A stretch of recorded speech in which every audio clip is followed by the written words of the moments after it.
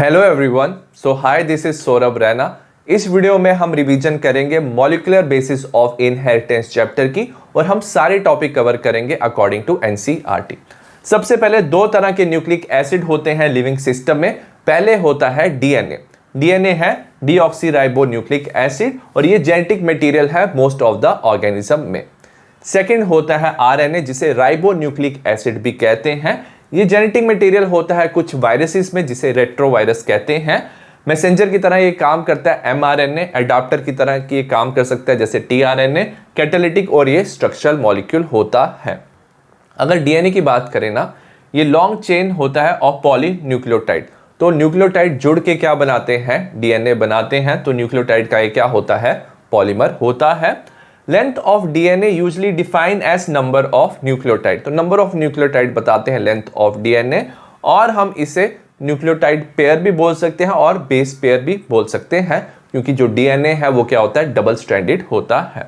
It is also characteristic of an organism. तो हर एक ऑर्गेनिज्म में क्या होगा? जो न्यूक्लियोटाइड क्या होंगे? फिक्स होंगे। तो वो क्या होता है? कैरेक्टरिस्टिक होता है हर एक ऑर्गेनिज्म का। एग्जाम्पल है बैक्टीरियोफेज। बैक्टीरियोफेज क्या होता है? जो वायरस बैक्टीरिया पे अटैक करते हैं। 5174 जो है 5386 न्यूक्लियोटाइड होते हैं। बैक्टीरियोफेज जो लैम्डा है इसमें 48502 बेस पेयर होते हैं। एशेरिकिया कोलाई में 4.6 10⁻⁶ बेस पेयर होते हैं, और हैप्लॉइड कंटेंट जो होता है ह्यूमन डीएनए में उसमें 3.3 10⁻9 बेस पेयर होते हैं। Structure of polynucleotide chain. जो न्यूक्लियोटाइड होता है ना, उसके 3 कंपोनेंट होते हैं। सबसे पहले नाइट्रोजनस बेस, 2 टाइप के होते हैं। प्यूरिन्स होता है एडेनिन ग्वानिन, पायरामिडीन्स होता है cytosine uracil and thymine. Pentose sugar second component होता है, 5 कार्बन का शुगर होता है। आरएनए में राइबोस होता है, डीएनए में डीऑक्सीराइबोस होता है, और थर्ड कंपोनेंट होता है फॉस्फेट ग्रुप। तो तीनों मिलके क्या बनाते हैं? न्यूक्लियोटाइड बनाते हैं। एडेनिन ग्वानिन और साइटोसिन जो है वो आरएनए और डीएनए दोनों में प्रेजेंट होता है, बट यूरासिल सिर्फ आरएनए में प्रेजेंट होता है और थायमिन सिर्फ डीएनए में प्रेजेंट होता है। न्यूक्लियोसाइड की हम बात करेंगे। न्यूक्लियोसाइड में क्या होता है? हमारे पास पहले पेंटोज शुगर होता है, 1 2 3 4 5 1 2 3 4 5। 5 कार्बन के शुगर को पेंटोज कहते हैं। कार्बन को रिप्रेजेंट करते हैं 1 prime 2 prime 3 prime 4 prime and 5 prime position से। ये राइबोस शुगर है क्योंकि सेकंड प्राइम पे OH है। ये डीऑक्सीराइबोस है क्योंकि सेकंड प्राइम में सिर्फ H है। जब फर्स्ट प्राइम पे क्या होता है? याद रखना, यहाँ पे OH होता है। उस OH के साथ जब बेस जुड़ता है तो इसे हम न्यूक्लियोसाइड कहते हैं। A nitrogenous base is linked to OH of first prime pentose sugar. तो फर्स्ट प्राइम के कार्बन के साथ जब बेस जुड़ता है तो इसे हम न्यूक्लियोसाइड कहते हैं, और जो कार्बन और बेस के बीच में बॉन्ड होता है इसे हम एन ग्लाइकोसिडिक लिंकेज कहते हैं। जब राइबोस के साथ बेस जुड़ता है तो इसे हम राइबो न्यूक्लियोसाइड कहते हैं। सपोज यहाँ पे एडेनिन जुड़ा तो एडिनोसिन कहेंगे, ग्वानिन जुड़ा ग्वानोसिन, साइटोसिन जुड़ा तो साइटिडीन, एंड यूरासिल जुड़ा तो यूरिडीन।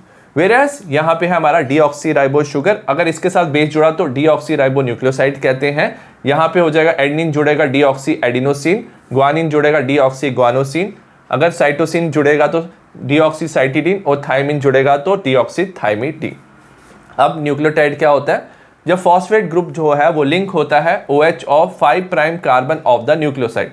तो न्यूक्लियोसाइड के 5 प्राइम कार्बन के OH के साथ जब फॉस्फेट ग्रुप जुड़ता है, और ये जो बॉन्ड होता है अगर हम देखेंगे 1 2 3 4 5, ये 5 प्राइम पोजीशन है, यहाँ पे फॉस्फेट जुड़ गया है, और ये जो बॉन्ड है ना कार्बन और फॉस्फेट के बीच में, इसे हम फॉस्फोएस्टर लिंकेज कहते हैं। तो ये बेस शुगर और फॉस्फेट को साथ में हम न्यूक्लियोटाइड कहते हैं।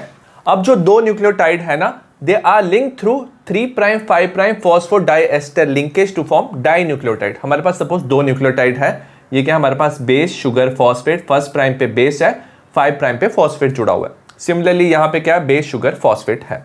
अब क्या होता है? एक न्यूक्लियोटाइड के 3 प्राइम का कार्बन दूसरे न्यूक्लियोटाइड का 5 प्राइम का कार्बन दोनों आपस में चेन बनाते हैं, फॉस्फेट से जुड़ते हैं, ठीक है?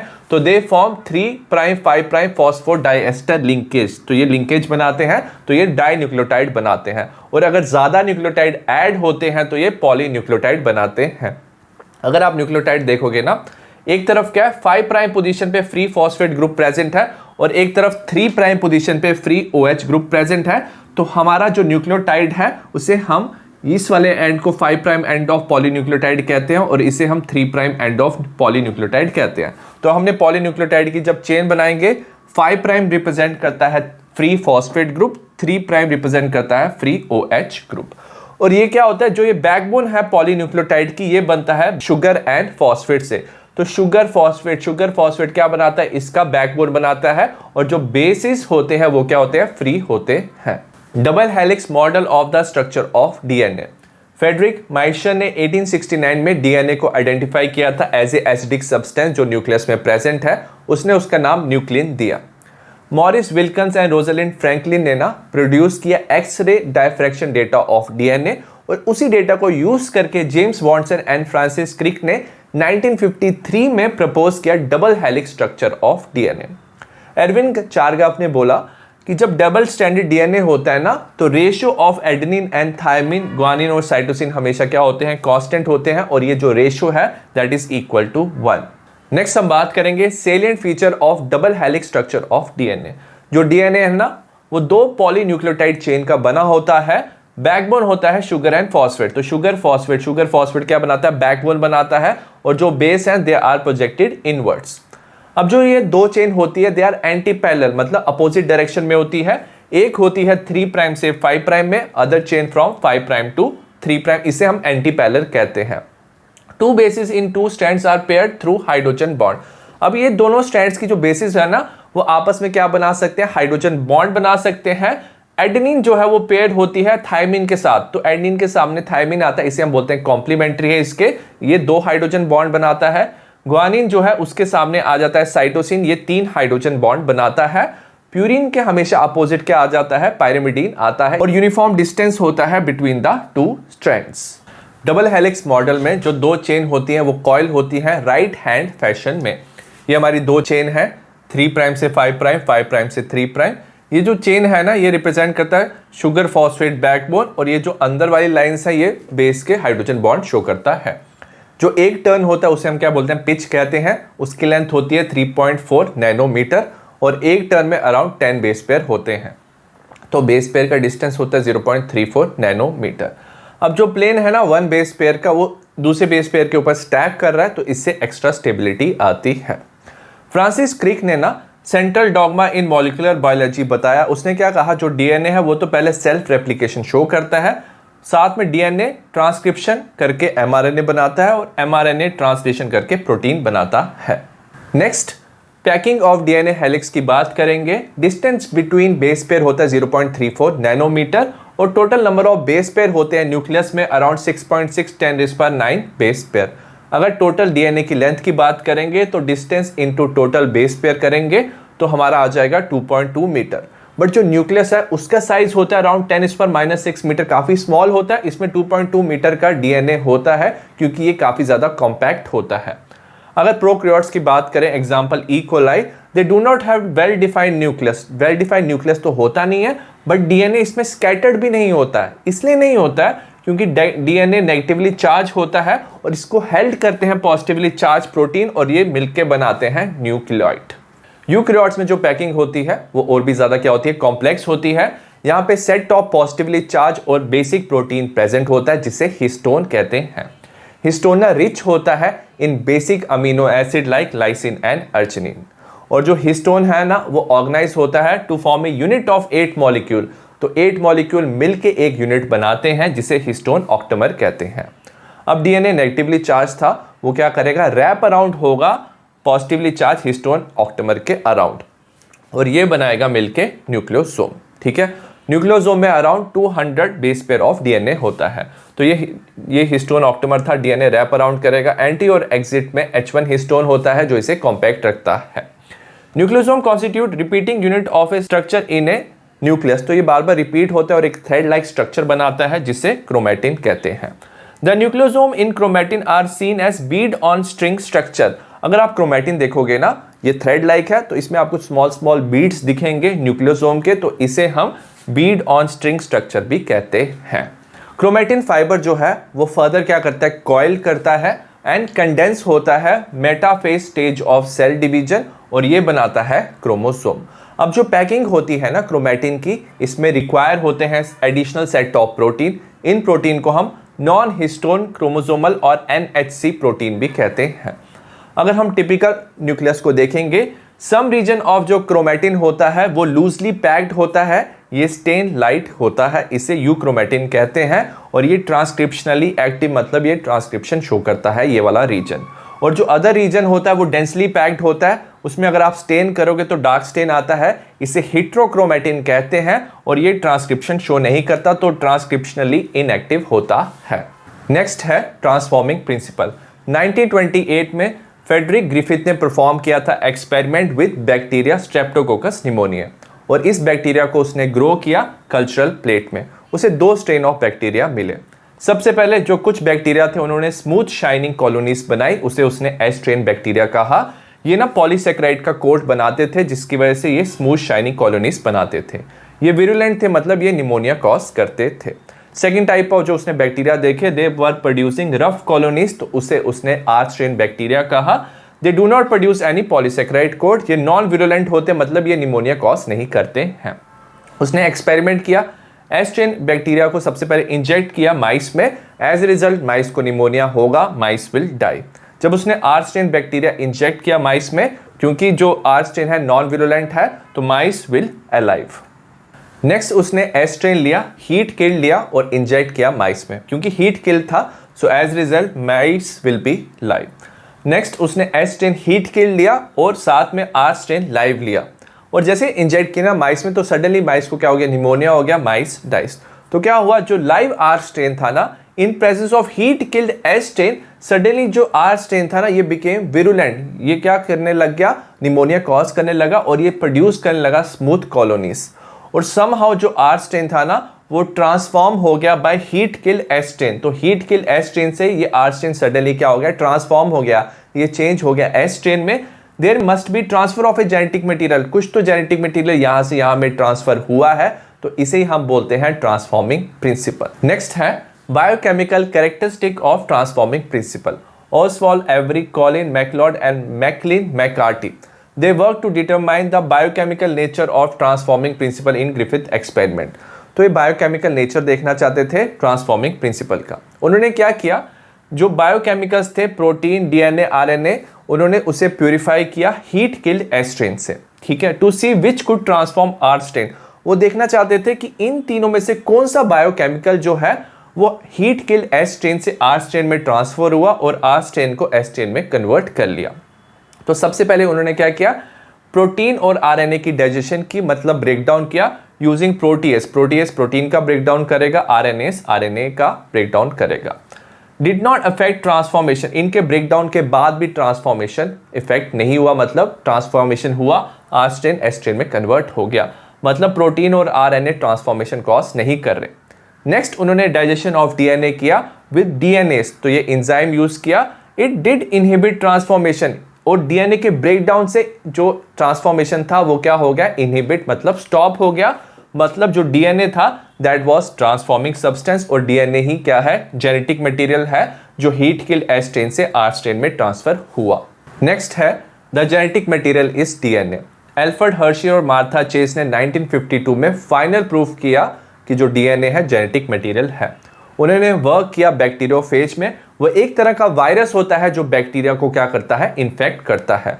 और ड्यूरिंग इन्फेक्शन क्या होता है, जो बैक्टीरियोफेज है वो अपना जेनेटिक मटेरियल इंसर्ट करता है बैक्टीरियल सेल में।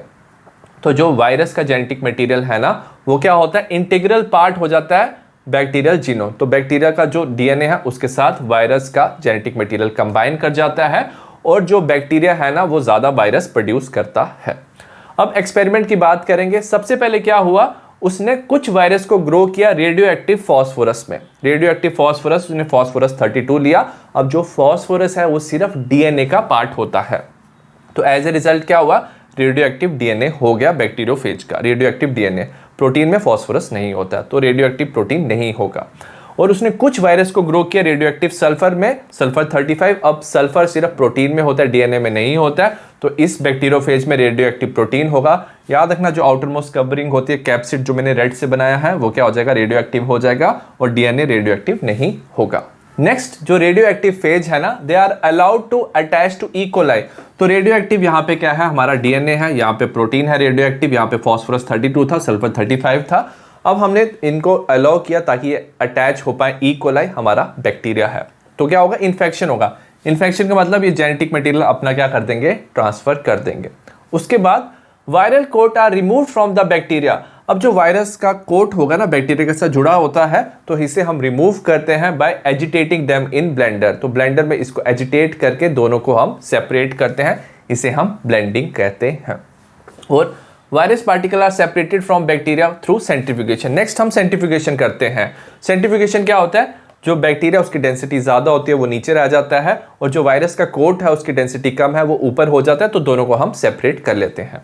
जब हम चेक करते हैं ना, bacteria infected with radio active DNA, जिसमें रेडियो एक्टिव डीएनए था ना, जिससे इन्फेक्शन किया था बैक्टीरियोफेज से, तो वो बैक्टीरिया भी क्या हुआ, रेडियो एक्टिव हुआ।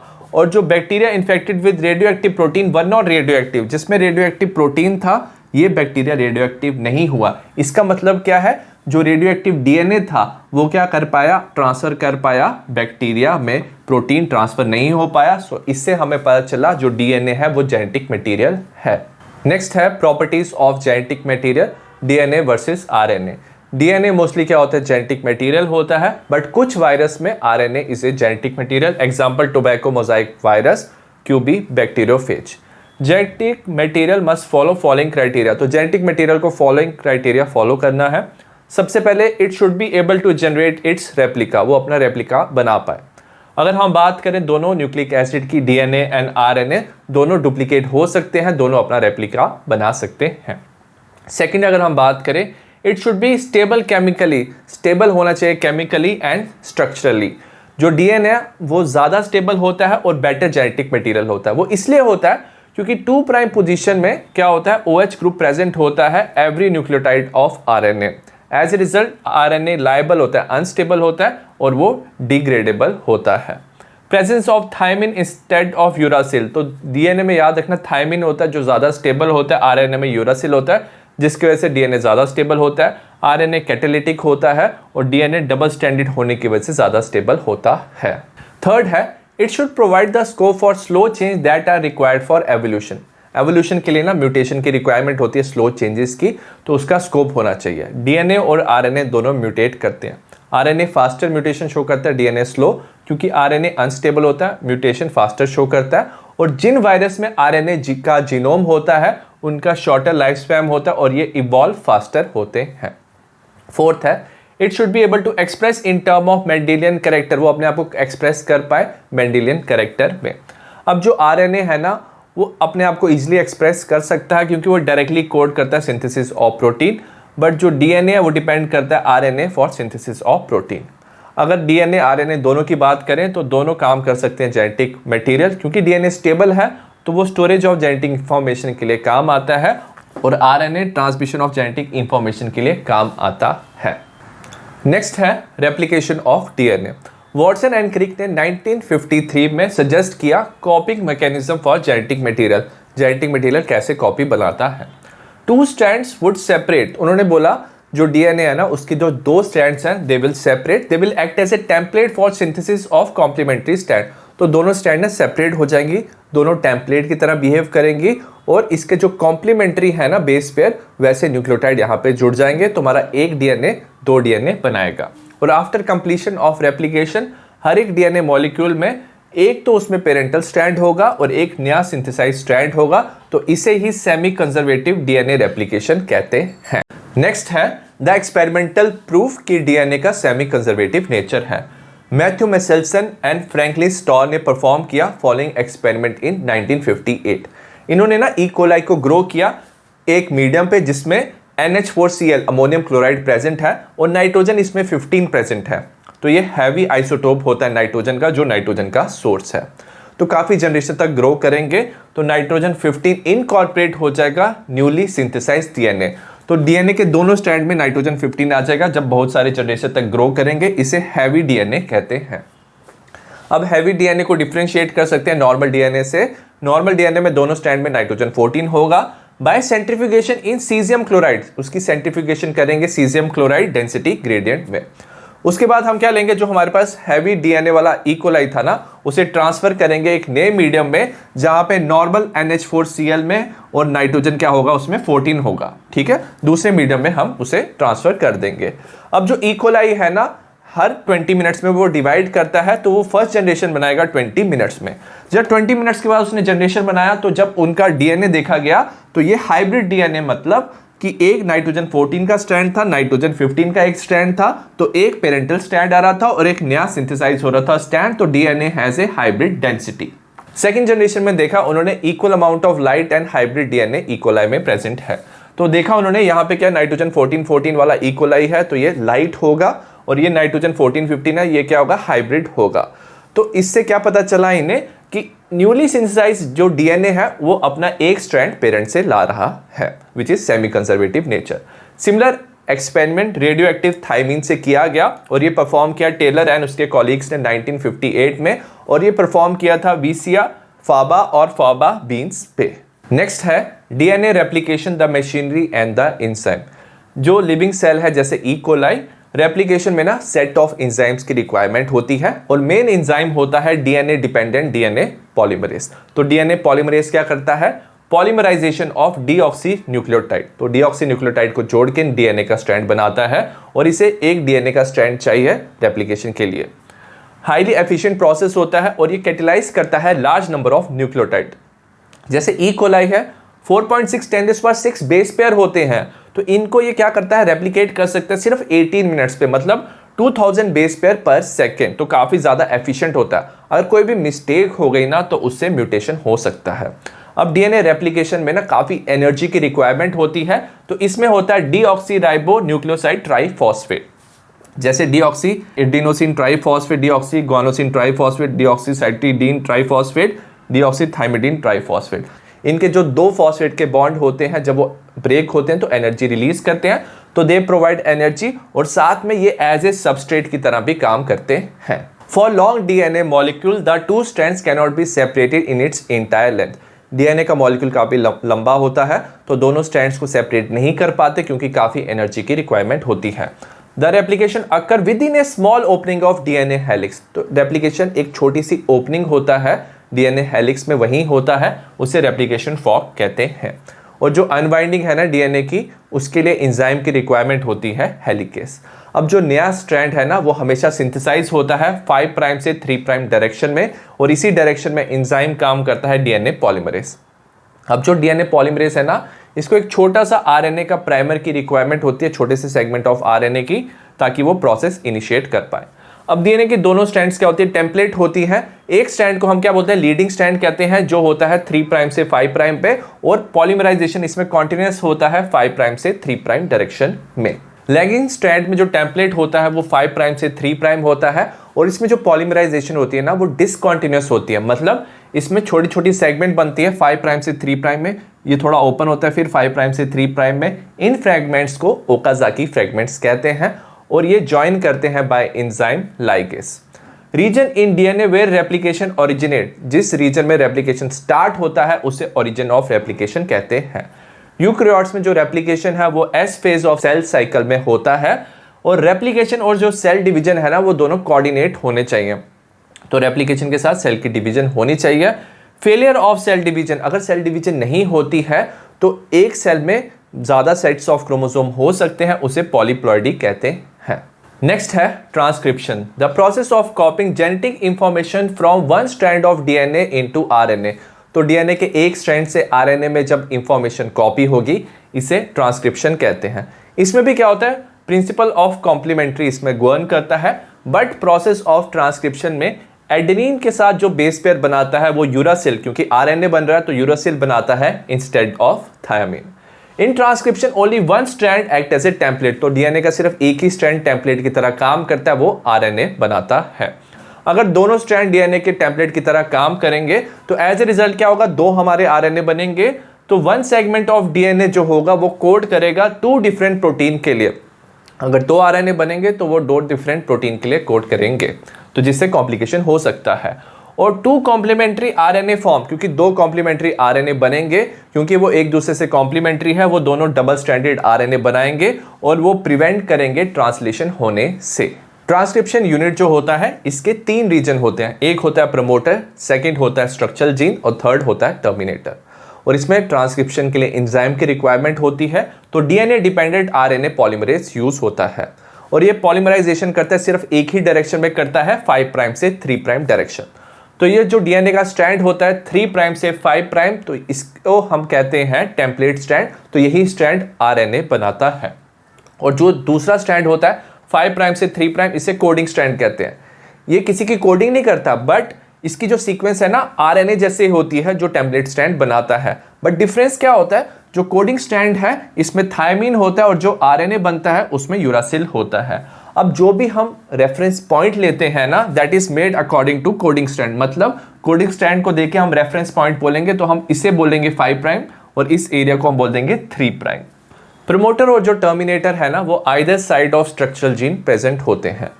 प्रोमोटर लोकेट होता है 5 प्राइम एंड में, हम कोडिंग स्ट्रैंड को रेफरेंस ले रहे हैं तो 5 प्राइम एंड पे प्रोमोटर प्रेजेंट होता है। एक डीएनए की पर्टिकुलर सीक्वेंस होती है जहां पे बाइंडिंग साइट होता है फॉर आरएनए पॉलीमरेज, वहां पे आरएनए पॉलीमरेज जुड़ जाता है। प्रेजेंस ऑफ प्रमोटर, तो जहां पे प्रमोटर प्रेजेंट होता है वही डिफाइन करता है टेम्पलेट एंड कोडिंग स्ट्रैंड। तो जहां पे प्रेजेंट होता है वो टेम्पलेट हो जाएगा, दूसरा कोडिंग स्ट्रैंड होगा। टर्मिनेटर प्रेजेंट होता है 3 प्राइम एंड, तो अगेन कोडिंग स्ट्रैंड को रेफरेंस लेके टर्मिनेटर 3 प्राइम एंड पे प्रेजेंट है और ये डिफाइन करता है एंड ऑफ ट्रांसक्रिप्शन। नेक्स्ट है transcription unit and the gene. A gene is a functional unit of inheritance. तो फंक्शनल यूनिट ऑफ इनहेरिटेंस होता है एक जनरेशन से दूसरे जनरेशन में जीन ट्रांसफर होता है। A DNA sequence which code for tRNA और आरआरएनए मॉलिक्यूल। तो जो डीएनए की सीक्वेंस ना कोड कर सकती है टीआरएनए और आरआरएनए मॉलिक्यूल को, उसे भी हम जीन कहते हैं। सिस्टोन क्या होता है, a segment of DNA which code for polypeptide. तो डीएनए का एक पर्टिकुलर सेगमेंट जो कोड कर सकता है पॉलीपेप्टाइड को, उसे सिस्टोन कहते हैं। अब जो स्ट्रक्चरल जीन है ना, वो दो तरह की हो सकती है, मोनोसिस्टोनिक एंड पॉलीसिस्टोनिक। मोनोसिस्टोनिक यूकैरियोट्स में होता है और ये सिर्फ एक ही पॉलीपेप्टाइड का चेन बनाता है। वेरस पॉलीसिस्टोनिक ना बैक्टीरिया और प्रोकैरियोट्स में होता है, ये एक से ज्यादा पॉलीपेप्टाइड का चेन बनाता है।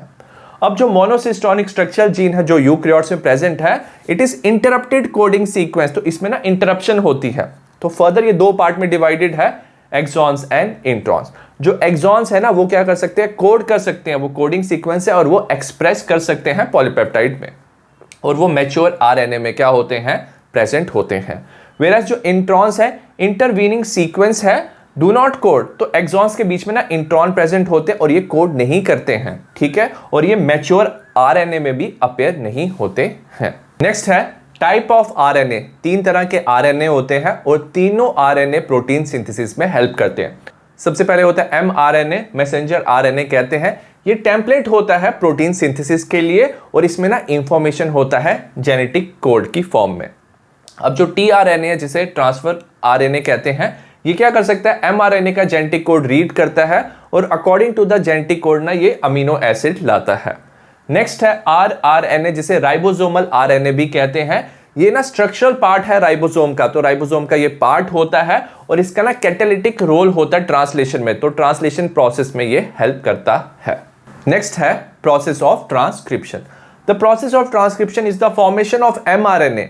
तो एमआरएनए हम बनाते हैं डीएनए से और जिस एंजाइम को यूज करते हैं उसे आरएनए पॉलीमरेज कहते हैं। सबसे पहले क्या होता है, इनिशिएशन होता है।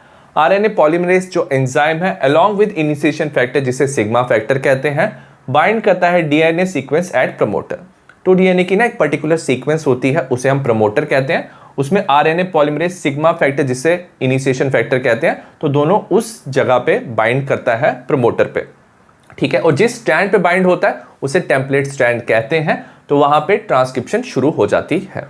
नेक्स्ट है इलॉन्गेशन। इलॉन्गेशन में क्या होता है, आरएनए पॉलीमराइजेशन होता है, तो एमआरएनए यहां पे बनता है और कॉम्प्लीमेंट्री बनता है। कॉम्प्लीमेंट्री मतलब जो टेम्पलेट स्ट्रैंड था तो उसका कॉम्प्लीमेंट्री ये बनता है और इसमें न्यूक्लियोसाइड ट्राइफॉस्फेट है, वो एक्ट करता है एज ए सबस्ट्रेट। थर्ड है टर्मिनेशन। आरएनए जो पॉलीमरेज है ना, वो रिकॉग्नाइज कर लेता है terminator region by termination factor, तो इसको हेल्प करता है टर्मिनेशन फैक्टर, जिसे रो फैक्टर कहते हैं। और टर्मिनेशन में क्या होता है, डिटैचमेंट ऑफ आरएनए होता है, एमआरएनए सेपरेट होता है, आरएनए पॉलीमरेज भी सेपरेट होता है विद रो फैक्टर। अब जो बैक्टीरिया है ना, उसमें जो एमआरएनए है does not require any processing, उसको फर्दर प्रोसेसिंग की जरूरत नहीं है। ट्रांसक्रिप्शन और ट्रांसलेशन एक ही कंपार्टमेंट में होते हैं क्योंकि न्यूक्लियस की मेम्ब्रेन नहीं होती है, और ट्रांसक्रिप्शन और ट्रांसलेशन कैन बी कपल्ड, तो दोनों प्रोसेस ना एक साथ हो सकते हैं बैक्टीरिया में। अगर यूकैरियोट्स की बात की जाए तो ट्रांसक्रिप्शन में 2 एडिशनल क्या होता है, कॉम्प्लेक्सिटीज होती हैं, क्योंकि इसमें एटलीस्ट 3 क्या होते हैं, आरएनए पॉलीमरेज होते हैं न्यूक्लियस में, ये डिवीजन ऑफ लेबर करते हैं। आरएनए पॉलीमरेज जो 1 है वो ट्रांसक्रिप्शन करता है आरआरएनएस की, जैसे 28S 18S 5.8S। RNA polymerase 3 जो है वो ट्रांसक्रिप्शन करता है टीआरएनए, 5SR-RNA, SNRNA जिसे स्मॉल न्यूक्लियर आरएनए कहते हैं। अब आरएनए पॉलीमरेज 2 है ना, वो ट्रांसक्राइब करता है हेट्रोजीनियस न्यूक्लियर आरएनए जिसे HNRNA कहते हैं। तो ये जो आरएनए है पहले बनता है, फिर उसके बाद इसकी जब प्रोसेसिंग होती है तो हमारा mRNA बनता है, तो इसे हम प्रीकर्सर ऑफ mRNA भी कहते हैं। सेकेंड कॉम्प्लेक्सिटी होती है यूकैरियोट्स में, क्योंकि इसमें आरएनए पॉलीमरेज 2 से HNRNA बनता है ट्रांसक्रिप्शन में। HNRNA में ना बोथ इंट्रॉन्स और एक्सॉन्स प्रेजेंट होते हैं। इंट्रॉन्स ना नॉन फंक्शनल होता है, तो हम स्प्लाइसिंग से इंट्रॉन को रिमूव करते हैं और एक्सॉन्स को ज्वाइन करते हैं। सबसे पहला स्टेप होता है कैपिंग। मिथाइल ग्वानोसिन ट्राइफॉस्फेट को हम ऐड करते हैं 5 प्राइम एंड ऑफ HNRNA, इसे MGPPP कहते हैं। नेक्स्ट हम करते हैं टेलिंग होती है। जो एडिनाइलेट रेसिड्यू है 200 to 300 वो 3 प्राइम एंड पे ऐड होते हैं, इसे पॉली एडिनाइलेट टेल कहते हैं। उसके बाद क्या होता है, जो इंट्रॉन्स है उसको स्प्लाइसोसोम एंजाइम क्या करता है, वो इन इंट्रॉन्स को रिमूव करता है। लाइगेज एंजाइम क्या करता है, एक्सॉन्स को ज्वाइन करता है, हमारा mRNA बनता है। तो जो फुली प्रोसेस HNRNA है उसे mRNA कहते हैं। ये फुली फंक्शनल होता है और इसे ट्रांसपोर्ट किया जाता है आउट ऑफ द न्यूक्लियस, क्योंकि ये अब करेगा ट्रांसलेशन। नेक्स्ट है genetic code. The process of translation require transfer of genetic information. तो ट्रांसलेशन में क्या होता है, जेनेटिक इंफॉर्मेशन ट्रांसफर होता है। पॉलीमर ऑफ न्यूक्लियोटाइड मतलब mRNA से इंफॉर्मेशन ट्रांसफर होता है और उससे बनता है polymer of amino acid. There must be a genetic code, तो वहां पे एक जेनेटिक कोड प्रेजेंट होना चाहिए that could direct sequence of amino acid, जिसके अकॉर्डिंग अमीनो एसिड अरेंज होंगे प्रोटीन में ड्यूरिंग ट्रांसलेशन। 4 साइंटिस्ट का कंट्रीब्यूशन है। सबसे पहले जॉर्ज कैमो, उसने क्या कहा, जो कोड है वो कॉम्बिनेशन होना चाहिए बेसिस का, 4 बेसिस हैं और 20 अमीनो एसिड बनते हैं। So code should be made up of 3 nucleotide, तो 3 न्यूक्लियोटाइड का कोड होगा और टोटल जेनेटिक कोड होंगे 64। हरगोबिंद खुराना ने डेवलप किया technique for synthesizing RNA molecule, तो उसने आरएनए मॉलिक्यूल सिंथेसाइज किया with well defined combination. Marshall Nirenberg ने cell free synthesis of protein, तो सेल के बिना प्रोटीन की सिंथेसिस की। It help code to decipher, तो ये कोड रीड करने के लिए हेल्पफुल था। सेवरो ओकाओ ने डिस्कवर किया पॉलीन्यूक्लियोटाइड फॉस्फोराइलेज, ये एक एंजाइम होता है जो पॉलीमराइज कर सकता है आरएनए बनाता है विदाउट एनी टेम्पलेट। नेक्स्ट है salient feature of genetic code. Genetic code ना 3 न्यूक्लियोटाइड से मिलकर बनता है, तो कोडॉन इज ट्रिपलेट, जिसमें 61 जो कोडॉन है ना वो कोड करते हैं अमीनो एसिड को। 3 कोडॉन किसी भी अमीनो एसिड को कोड नहीं करते, उसे स्टॉप कोडॉन कहते हैं। अब जो एक कोडॉन है ना वो सिर्फ एक ही अमीनो एसिड को कोड करता है, इसे अनएम्बिगुअस कहते हैं। और कुछ अमीनो एसिड होती हैं which are coded by more than 1 codon, उसे एक से ज्यादा कोडॉन क्या करते हैं, कोड करते हैं, उसे बोलते हैं हम डीजेनरेट। जैसे ग्लूटामिक एसिड है, इसे GAG या GAA दोनों इसको कोड कर सकते हैं। The codon is red in mRNA, तो कोडॉन mRNA में प्रेजेंट होता है, इसे कॉन्टिग्युअस फैशन, तो मतलब कॉन्टिन्यूअस फैशन में हम इसे रीड करते हैं, पहले 3 न्यूक्लियोटाइड का फिर 3 न्यूक्लियोटाइड का, there is no punctuation. The codon is nearly universal, तो ये नियरली क्या है, यूनिवर्सल है, मतलब बैक्टीरिया से ह्यूमन तक जैसे UUU है, फिनाइल एलानिन ही ये क्या करेगा, कोड करेगा। कुछ एक्सेप्शन आता है माइटोकॉन्ड्रियल कोडॉन और कुछ प्रोटोजोअन्स में, जैसे AUG है ना, इसका डुअल फंक्शन होता है। सबसे पहले ये कोड करता है मिथ्योनिन को और साथ में ये ऐड करता है इनिशिएटर कोडॉन, मतलब ट्रांसलेशन को शुरू करता है। और UAA, UAG एंड UGA जो है ये तीनों क्या होते हैं, स्टॉप टर्मिनेटर कोडॉन होते हैं, ये किसी को कोड नहीं करते हैं और ये ट्रांसलेशन को स्टॉप करते हैं। नेक्स्ट है mutation and genetic code. Mutation में इंक्लूड होता है इंसर्शन, डिलीशन एंड रीअरेंजमेंट। इसमें सबसे पहले बात करेंगे पॉइंट म्यूटेशन की। It's a change of single base pair in the gene, तो जीन में सिंगल बेस पेयर क्या होता है, चेंज होता है। एग्जाम्पल है सिकल सेल एनीमिया। इसमें क्या होता है, जो बीटा ग्लोबिन चेन है उसमें ग्लूटामिक एसिड की जगह वैलिन आ जाता है, इसका कोड होता है GAG, इसमें बन जाता है GUG, तो A की जगह U आ जाता है, तो इसमें सिंगल बेस पेयर की क्या होती है, सब्स्टिट्यूशन होती है, तो इसे पॉइंट म्यूटेशन कहते हैं। फ्रेम शिफ्ट म्यूटेशन में क्या होता है, इंसर्शन और deletion of single base pair. Suppose हमारे पास mRNA है, उसमें इंसर्शन या डिलीशन होने से क्या हो सकता है, it disturb entire reading frame in mRNA। तो पूरा जो रीडिंग फ्रेम है वो क्या हो जाएगा, डिस्टर्ब होगा, और उसके बाद जो भी अमीनो एसिड आएंगे that will be wrong. Next है tRNA the adaptor molecule. Francis Crick ने पॉस्टुलेट किया था एक ऐसा एडाप्टर मॉलिक्यूल जो एक तरफ रीड कर पाए कोड को और दूसरी तरफ वो बाइंड करे अमीनो एसिड। तो तब जो tRNA था उसे sRNA कहते थे, सॉल्युबल RNA। इसको ये it was known before genetic code was postulated, तो जेनेटिक कोड से पहले ही ये पता था। अब जो tRNA है ना, इसमें क्या होता है, एंटी कोडॉन लूप होता है, bases complementary to the codon. तो ये mRNA 5 प्राइम से 3 प्राइम, यहाँ पे कोडॉन है AGU, तो इसमें क्या होता है, कॉम्प्लीमेंट्री बेसिस होती है UCA। ठीक है, अमीनो एसिड एक्सेप्टर एंड, तो एक तरफ क्या होता है, अमीनो एसिड एक्सेप्टर एंड होता है जो अमीनो एसिड से बाइंड करता है। तो अकॉर्डिंग टू द कोडॉन ये अमीनो एसिड लाता है, तो AGU सेरीन को कोड करता है, तो ये वही अमीनो एसिड बाइंड करेगा। tRNA are specific for each amino acid, तो हर एक अमीनो एसिड के लिए tRNA स्पेसिफिक होता है। फॉर इनिशिएशन, ट्रांसलेशन शुरू करने के लिए इनिशिएटर tRNA चाहिए। तो सपोज कोडॉन है AUG, तो ये मिथ्योनिन लाता है, ट्रांसलेशन को शुरू करता है। And no tRNA for stop codon, तो स्टॉप कोडॉन के लिए कोई tRNA नहीं होता, तो ये ट्रांसलेशन को स्टॉप करते हैं, स्टॉप कोडॉन।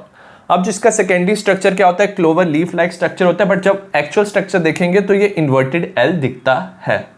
नेक्स्ट है ट्रांसलेशन।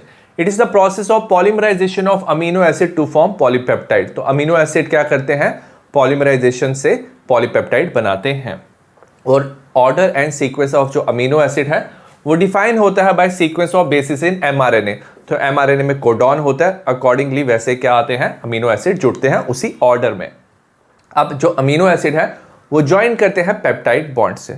सबसे पहले क्या होता है, अमीनो एसिड ना एक्टिवेट होता है इन प्रेजेंस ऑफ ATP। ATP से एनर्जी मिलती है, वो एक्टिवेट होता है और वो क्या करता है, लिंक हो जाता है स्पेसिफिक tRNA के साथ। उसे कहते हैं चार्जिंग ऑफ tRNA और अमाइनो एसाइलेशन ऑफ tRNA। अगर दो ऐसे चार्ज tRNA को क्लोज में लाया जाए तो वो क्या करते हैं, पेप्टाइड बॉन्ड एक दूसरे से बनाते हैं अमीनो एसिड। अगर राइबोसोम की बात करें, वो क्या होता है, सेलुलर फैक्ट्री होता है जहां पे प्रोटीन सिंथेसिस होता है। ये स्ट्रक्चरल RNA और 80 डिफरेंट प्रोटीन का बना होता है। जब ये इनएक्टिव स्टेट में होता है ना, तो इसके दो सब यूनिट होते हैं, लार्ज सब यूनिट एंड स्मॉल सब यूनिट। और प्रोकैरियोट्स में लार्ज सब यूनिट 50S होता है, स्मॉल सब यूनिट 30S होता है। ट्रांसलेशन में सबसे पहले इनिशिएशन होता है। जो mRNA है ना वो अटैच होता है स्मॉल सब यूनिट ऑफ राइबोसोम के साथ, mRNA अटैच होता है और राइबोसोम बाइंड करता है mRNA को at start codon which is AUG। अब जो AUG है ना उसको इनिशिएटर tRNA जिसके पास मिथ्योनिन होता है वो रिकॉग्नाइज करता है और इनिशिएशन हो जाता है। सेकेंड होता है स्टेप इलॉन्गेशन। अब जो लास्ट सब यूनिट है ना वो अटैच करता है इनिशिएशन कॉम्प्लेक्स के साथ। इसकी दो साइट होती है, एक P साइट होता है और एक A साइट होता है। इनिशिएटर tRNA जो होता है वो P साइट में आ जाता है और सब्सिक्वेंट अमाइनो एसिड tRNA आता है A साइट में, और ये आते हैं अकॉर्डिंग टू द कोडॉन। ठीक है, अमीनो एसिड लाते हैं। Formation of peptide bond between amino acid and A and P site catalysed by ribosome. और जैसे ये अमीनो एसिड लाते हैं ना, P साइट और A साइट का tRNA है, तो इनके अमीनो एसिड में बॉन्ड बन जाता है, उसे कैटेलाइज करता है राइबोसोम। जैसे बॉन्ड बन जाता है ना तो क्या होता है, राइबोसोम मूव करता है codon to codon. Next codon की तरफ क्या करता है, राइबोसोम मूव करता है। एक tRNA चला जाता है जो A साइट का tRNA P साइट में आता है, यहाँ पे बॉन्ड बन जाते हैं पॉलीपेप्टाइड का, और उसके बाद क्या होता है, A साइट फ्री हो जाता है। इसमें एक नया tRNA विद अमीनो एसिड आता है according to the codon. Third है termination. Elongation continue until stop codon arrive. Termination तब होता है जब स्टॉप कोडॉन आते हैं, क्योंकि tRNA there is no tRNA for stop codon, उसके लिए कोई tRNA होता नहीं है। जैसे फर्दर शिफ्टिंग होती है ना राइबोसोम की, राइबोसोम फर्दर शिफ्ट होता है, it leads to separation of polypeptide. अब जो mRNA है ना उसमें ना एडिशनल सीक्वेंस होती है जो ट्रांसलेट नहीं होती, उसे UTR कहते हैं, अनट्रांसलेटेड रीजन कहते हैं। अब ये UTR कहाँ प्रेजेंट होता है, 5 प्राइम एंड में, 3 प्राइम एंड में प्रेजेंट होता है। 5 prime and before start codon, start codon से पहले, और स्टॉप कोडॉन के बाद 3 प्राइम एंड में ये UTR प्रेजेंट होता है रीजन। इसकी ट्रांसलेशन नहीं होती है and it is required for efficient process. Next है रेगुलेशन ऑफ जीन एक्सप्रेशन। जो जीन है ना वो एक्सप्रेस होते हैं in the formation of polypeptide, और ये ना डिफरेंट लेवल पे रेगुलेट होते हैं। यूकैरियोट्स की बात करें, इसमें भी रेगुलेशन डिफरेंट लेवल पे होता है। सबसे पहले ट्रांसक्रिप्शनल लेवल, जिसमें फॉर्मेशन ऑफ प्राइमरी ट्रांसक्रिप्ट मतलब एमआरएनए बनता है। सेकंड है प्रोसेसिंग लेवल, जिसमें रेगुलेशन ऑफ स्प्लाइसिंग, तो स्प्लाइसिंग होती है, इंट्रॉन्स रिमूव हो जाते हैं। फिर क्या होता है, transportation of mRNA, mRNA transport होता है न्यूक्लियस से साइटोप्लाज्म। और फोर्थ होता है ट्रांसलेशनल लेवल, अगर किसी भी लेवल में अगर कोई प्रॉब्लम हो जाए तो जीन एक्सप्रेस ठीक से नहीं कर पाते हैं। अब जो जीन है ना सेल में, they are express to perform a particular function, वो तभी एक्सप्रेस होते हैं ताकि कोई पर्टिकुलर फंक्शन परफॉर्म कर पाए। जैसे ई कोलाई में अगर लैक्टोज प्रेजेंट है ना, तो इसके जीन एक्सप्रेस करके बीटा गैलेक्टोसिडेस बनाते हैं, और ये हाइड्रोलिसिस से क्या करता है, लैक्टोज को कन्वर्ट करता है गैलेक्टोज और ग्लूकोज में। अगर लैक्टोज प्रेजेंट नहीं है तो जीन एक्सप्रेस नहीं होता, बीटा गैलेक्टोसिडेस एंजाइम नहीं बनेगा। तो मेटाबॉलिक, फिजियोलॉजिकल और इन्वायरमेंटल जो कंडीशन है वो रेगुलेट करते हैं एक्सप्रेशन ऑफ जीन। डेवलपमेंट और डिफरेंशिएशन जो एम्ब्रियो की होती है वो, उसमें भी क्या होता है, जीन एक्सप्रेस होते हैं। अगर हम प्रोकैरियोट्स की बात करें, रेट ऑफ ट्रांसक्रिप्शन इनिशिएशन कि कितना इजी ट्रांसक्रिप्शन शुरू हो रहा है, is a predominant site for control of gene expression. तो यही साइट क्या करता है, कंट्रोल करता है जीन एक्सप्रेशन को। अब जो एक्टिविटी है ना आरएनए पॉलीमरेज की, उसे रेगुलेट करते हैं कुछ accessory protein. It affects its ability to recognise start site. तो आरएनए पॉलीमरेज ना प्रमोटर में जुड़ते हैं, इसे ही हम स्टार्ट साइट कहते हैं। तो ना एक्सेसरी प्रोटीन ना इसकी क्या करते हैं, एबिलिटी को अफेक्ट कर सकते हैं। एक्सेसरी प्रोटीन को रेगुलेटरी प्रोटीन भी कहते हैं, क्योंकि ये क्या करते हैं, जीन को रेगुलेट करते हैं। पॉजिटिव को एक्टिवेटर कहते हैं, नेगेटिव को रिप्रेसर कहते हैं। द एक्सेसिबिलिटी ऑफ प्रमोटर, मतलब कि कितना इजीली जो आरएनए पॉलीमरेज है प्रमोटर में जुड़ सकता है, ये रेगुलेट करता है interaction of protein with a sequence called as operator. अब जो ये प्रोटीन है ना एक और सीक्वेंस के साथ क्या करते हैं, इंटरेक्ट करते हैं, उसे ऑपरेटर कहते हैं। प्रमोटर के साथ ही ऑपरेटर प्रेजेंट होता है। मोस्ट ऑफ द जो ऑपरेटर हो ना वो बाइंड करते हैं रिप्रेसर प्रोटीन के साथ। अब ऑपरेटर जैसे रिप्रेसर प्रोटीन के साथ बाइंड कर लिया ना, तो जो आरएनए पॉलीमरेज है ना वो प्रमोटर को आइडेंटिफाई नहीं कर सकता। एज ए रिजल्ट ये जो जीन है वो एक्सप्रेस नहीं कर सकते हैं। नेक्स्ट है the lac operon. Francois Jacob and Jacques Monod ने इसे दिया था। लैक मीन्स लैक्टोज, ऑपरॉन क्या होता है, an arrangement where a polycistronic gene, polycistronic gene मतलब एक से ज्यादा जीन्स प्रेजेंट है और वो क्या कर सकते हैं, एक से ज्यादा पॉलीपेप्टाइड प्रोड्यूस कर सकते हैं। They are regulated by common promoter and regulatory gene, उसे ऑपरॉन कहते हैं। अब जो लैक ऑपरॉन है, इट कंसिस्ट ऑफ एक रेगुलेटरी जीन होता है जिसे आई जीन कहते हैं, 3 स्ट्रक्चरल जीन होता है ZYA, एक ऑपरेटर होता है जहां पे रिप्रेसर प्रोटीन बाइंड करता है, और एक प्रमोटर होता है जहां पे आरएनए पॉलीमरेज बाइंड करता है। जीन की बात करें, आई जीन जो होता है वो क्या होता है, इनहिबिटर होता है, ये रिप्रेस करता है लैक ऑपरॉन को, ठीक है, ये रिप्रेसर प्रोड्यूस करता है। जेड जीन क्या होता है, स्ट्रक्चरल होता है, ये ना बीटा गैलेक्टोसिडेस प्रोड्यूस करता है, ये हाइड्रोलिसिस करता है लैक्टोज का गैलेक्टोज एंड ग्लूकोज में। वाई जीन भी स्ट्रक्चरल होता है, ये परमिएस बनाता है और ये इंक्रीज करता है permeability of cell to the beta galactosidase. और जो ए जीन है ये भी स्ट्रक्चरल जीन है, ये कोड करता है ट्रांस एसिटाइलेज को। ऑल 3 जीन प्रोडक्ट, जितने भी 3 स्ट्रक्चरल जीन है उनके जो प्रोडक्ट है वो हेल्प करते हैं मेटाबॉलिज्म ऑफ लैक्टोज, और जो लैक्टोज है वो सबस्ट्रेट होता है बीटा गैलेक्टोसिडेस के लिए। It regulate switch on and switch off the operon, तो लैक्टोज की प्रेजेंस या एब्सेंस की वजह से ऑपरॉन स्विच ऑन या स्विच ऑफ हो सकता है, तो इसे इंड्यूसर कहते हैं। सपोज मीडियम में लैक्टोज प्रेजेंट नहीं है, तो लैक्टोज की मेटाबॉलिज्म की रिक्वायरमेंट नहीं है, तो ये स्विच ऑफ होगा। So regulator in absence of inducer, मतलब जब लैक्टोज प्रेजेंट नहीं है तब क्या होता है, जो आई जीन है ना वो क्या करता है, रिप्रेसर एमआरएनए बनाता है, रिप्रेसर एमआरएनए से रिप्रेसर प्रोटीन बनाता है। अब ये जो रिप्रेसर है ना वो क्या करता है, बाइंड करता है ऑपरेटर रीजन में। जैसे ही बाइंड कर लेते हैं ना ऑपरेटर रीजन में, तो ये प्रिवेंट करता है आरएनए पॉलीमरेज को, तो आरएनए पॉलीमरेज इस रीजन के प्रमोटर पे जुड़ नहीं पाता है, और ये प्रिवेंट करता है ट्रांसक्रिप्शन ऑफ द ऑपरॉन, मतलब ZYA जीन एक्सप्रेस नहीं हो पाते हैं। Regulation in presence of inducer, अगर लैक्टोज प्रेजेंट है तो उसका मेटाबॉलिज्म करना है, तब ये स्विच ऑन हो जाता है ऑपरॉन, तो यहाँ पे एंजाइम्स बनते हैं। So in presence of inducer such as lactose या सिमिलर होता है yellow lactose.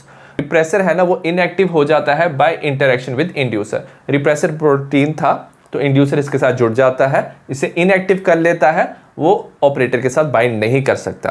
As a result क्या होता है, जो आरएनए पॉलीमरेज है अब इजिली प्रमोटर से बाइंड करेगा, यहाँ पे एमआरएनए बनाएगा मतलब ट्रांसक्रिप्शन करेगा और इंजाइम बना देगा beta galactosidase, permease and trans acetylase. So as a result lactose की मेटाबॉलिज्म हो जाएगी। अब जो लैक ऑफ ऑपरॉन है ना, ये नेगेटिव रेगुलेशन होता है, मतलब कि अगर लैक्टोज प्रेजेंट नहीं है तो ये स्विच ऑफ ही रहता है, तो इसे हम नेगेटिव रेगुलेशन कहते हैं। नेक्स्ट है ह्यूमन जीनोम प्रोजेक्ट। इसमें हमने डिटर्मिनेशन किया था कंप्लीट ह्यूमन का जीनोम, ठीक है। डीएनए सीक्वेंस हमने पता किया था जो था 3 × 10⁹ बेस पेयर। जो जेनेटिक मेकअप होता है ना ऑर्गेनिज्म और इंडिविजुअल का, वो लाई करता है डीएनए सीक्वेंस में। तो गोल थे ह्यूमन जीनोम प्रोजेक्ट के, सबसे पहले हमें आइडेंटिफाई करना था 20 से 25,000 जीन्स जो ह्यूमन डीएनए में प्रेजेंट है। सीक्वेंस पता करनी थी 3 बिलियन केमिकल बेस पेयर की ह्यूमन डीएनए में। इंफॉर्मेशन को स्टोर करना था डेटाबेस में, इंप्रूव करना था टूल ताकि हम इसका क्या कर पाए, डेटा एनालिसिस कर पाए। Transfer related technologies to other sector, तो इस टेक्नोलॉजी को अदर सेक्टर में हम ट्रांसफर कर पाए। एड्रेस एथिकल, लीगल या सोशल इशू जो इस प्रोजेक्ट से अराइज हुए।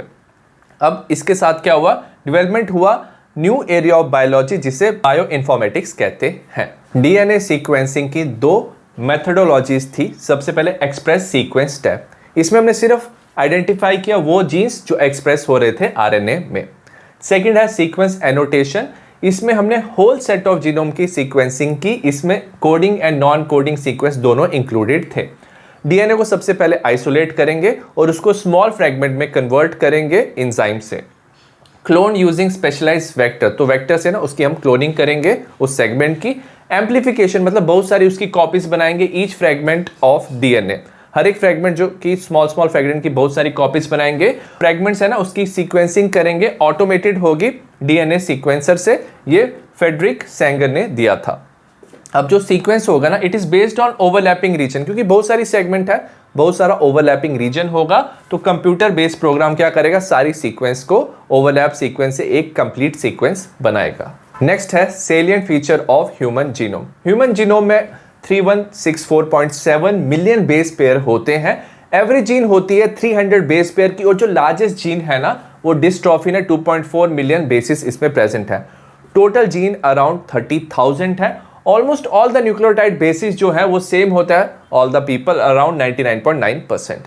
50% से ज्यादा जीन का फंक्शन अननोन है, और लेस देन 2% जो जीनोम है वो कोड करता है प्रोटीन को।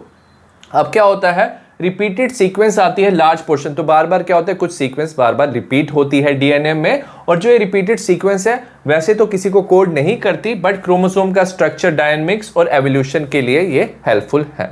अगर क्रोमोसोम नंबर 1 की बात करें, इसमें मोस्ट जीन है 2968, और क्रोमोसोम Y में लीस्ट जीन है 231। 1.4 मिलियन लोकेशन में सिंगल बेस डीएनए डिफरेंस होता है, इसे एसएनपी कहते हैं, single nucleotide polymorphism. Mostly humans का क्या होता है, डीएनए मैच करता है, बट बीच बीच में क्या होता है, सिंगल न्यूक्लियोटाइड का डिफरेंस आ सकता है। अराउंड 1.4 मिलियन होता है ये डिफरेंस, इसे एसएनपी कहते हैं। ये डिजीज रिलेटेड सीक्वेंस भी हो सकती है, और इससे हम ट्रेस कर सकते हैं ह्यूमन हिस्ट्री को। नेक्स्ट है डीएनए फिंगरप्रिंटिंग। 99.9% जितने भी लोग हैं उनका जीनोम मैच करता है। तो हम क्या करते हैं, आइडेंटिफाई करते हैं difference in some specific region in DNA. तो लोगों का एक स्पेसिफिक रीजन है जिसमें डिफरेंस होता है, इसे रिपीटेटिव डीएनए कहते हैं। ये रिपीटेटिव डीएनए है ना, इसको हम सेपरेट करते हैं बल्क जीनोमिक डीएनए, बाकी डीएनए से सेपरेट करते हैं हम डेंसिटी ग्रेडियंट सेंट्रीफ्यूगेशन, तो सेंट्रीफ्यूगेशन के बेसिस पे सेपरेट करते हैं। जो बल्क डीएनए है ना वो बनाता है मेजर पीक, और जो अदर स्मॉल पीक जो है वो बनाता है रिपीटेटिव डीएनए, तो दोनों को हम सेपरेट कर सकते हैं, और ये रिपीटेटिव डीएनए को हम सैटेलाइट डीएनए कहते हैं। अब डिफरेंट लोगों में ना सैटेलाइट डीएनए ना डिफरेंट होता है, और different on the basis of क्या होता है, डिपेंडिंग ऑन बेस कंपोजिशन, कौन सी ज्यादा बेसिस प्रेजेंट है, एटी ज्यादा प्रेजेंट है या जीसी ज्यादा प्रेजेंट है, सेगमेंट की लेंथ कितनी है, और कितनी बार ये यूनिट बार बार रिपीट हो रहे हैं। सैटेलाइट जो डीएनए है उसको फर्दर हमने क्लासिफाई किया है micro satellite and mini satellite on the basis of कितनी बार ये रिपीट हो रहे हैं। दे do not code for protein, protein को ये कोड नहीं करते हैं, बट ये जीनोम का काफी ज्यादा बड़ा पार्ट होते हैं। दे show high degree of polymorphism, polymorphism होता है मल्टीपल वेरिएशन, तो डिफरेंट लोगों में ये क्या होता है, सैटेलाइट डिफरेंट होता है, तो ज्यादा वेरिएशन डिफरेंट लोगों में होती है। तो यही है बेसिस ऑफ डीएनए फिंगरप्रिंटिंग, तो इसी के बेसिस पे हम लोगों को डिफरेंशिएट कर सकते हैं।